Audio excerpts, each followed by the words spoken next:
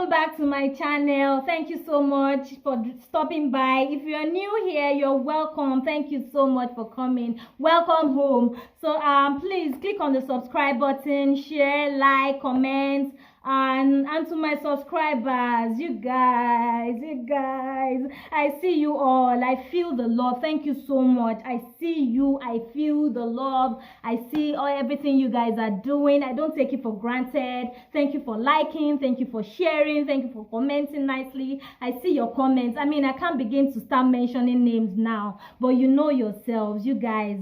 Thank you so much. Okay, so today I'm going to be talking about our journey, our Japa journey. For those of you who are interested in Japa, or for those of you who are on the verge of Japaing, or for those of you who are planning to Japa, I hope this video helps a lot. So I'll be sharing our experience. I'm not an immigration officer, neither am I an agent. I mean, everything I say here is just based on my experience, our experience.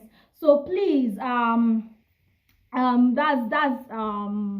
that's a disclaimer right there. So please, so it's going to be very interactive, guys. So please grab your cups, grab your juices, grab your tea, grab your zobo, anything it is, your popcorns, because it's going to be very interesting. Okay, so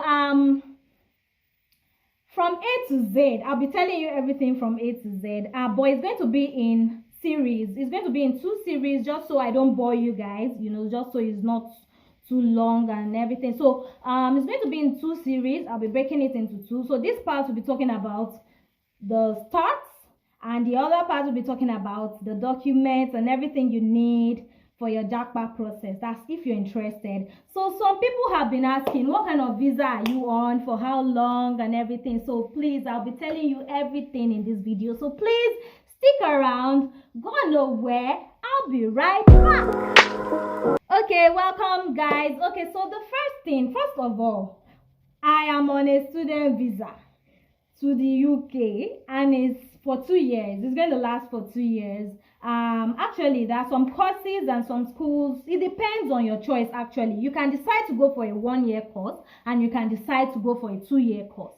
But I'll be explaining that later. You know what determines a 1-year course and what it actually is by choice. You can decide, but it's your pocket that will determine that one. So, but I'll be explaining much more into that later. So for the first thing you're going to do is to look for schools, the school you want to apply to. There are so many schools in the UK, so many, thousands of them. So first of all, you want to know the school you're going to, if they have a course you really want to study. So the first thing is to search, you know, just search, basically search for the school, look at the courses. Then the second thing to consider, in my case, what we did is to look at the payment plan, because like you know, Japa journey is not cheap, especially the student route. You know, it's not cheap.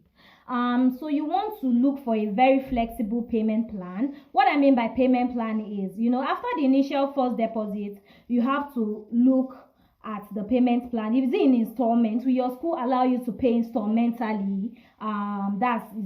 That's okay, you have to pay upon enrollment and pay the balance so time before so time. Are they going to give you months? Are they going to give you weeks? You know, just look at how flexible the payment plan is. So for my school, for instance, I'm going to be using my school as a case study a lot, because that's my own experience. So for my school, for instance, the initial deposit is £2,000.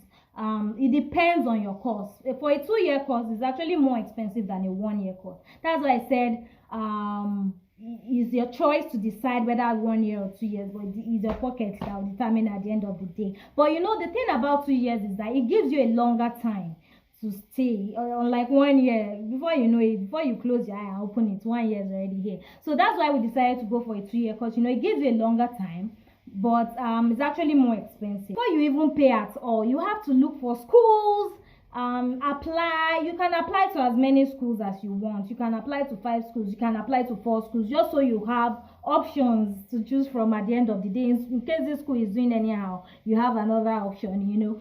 So you can apply to as many schools, since they all require almost the same thing. I'll be giving the details of all the requirements later. That's in another video. But for now, let's just focus on the process. Yeah, so you have to look for the school, apply. After you apply, there's something called a conditional and unconditional offer.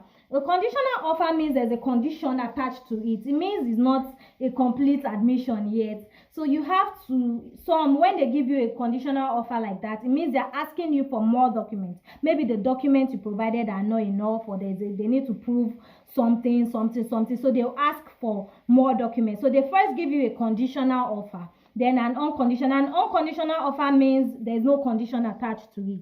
It means they've given you a correct offer, a legit offer. So when you have that unconditional offer, some give unconditional offer straight. That's if your documents are complete, if there's no but, they just give you an unconditional offer straight. For instance, in my case, I got unconditional offer from my school. It was just, after 3 days, it was that fast.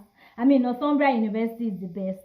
So they gave me an unconditional offer after 3 days. So I didn't have to worry about looking for more documents or anything. But for some people, they'll ask for, maybe if you use statement of account, they can ask for your original certificate, or if one document is missing, they'll ask for more documents. So that's when you get a conditional offer. So in my case, I got an unconditional offer straight. So when you get an unconditional offer like that, you just go ahead and pay the initial deposit. That's for you to get what is called CAS. There's something they call CAS. That's confirmation of acceptance of studies. So that CAS is very important.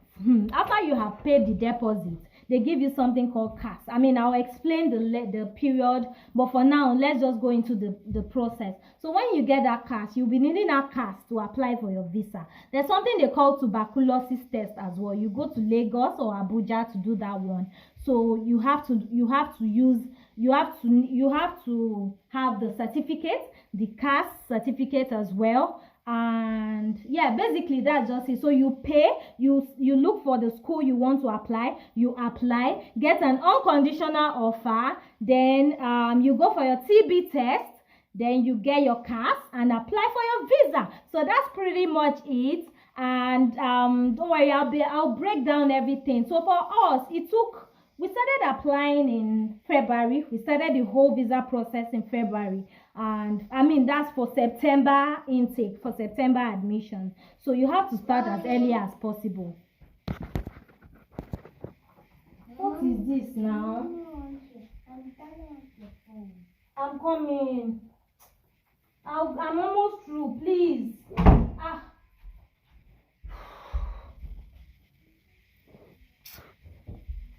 Okay, so that's pretty much it. So it takes a process. It took months for us to finish everything. It took months.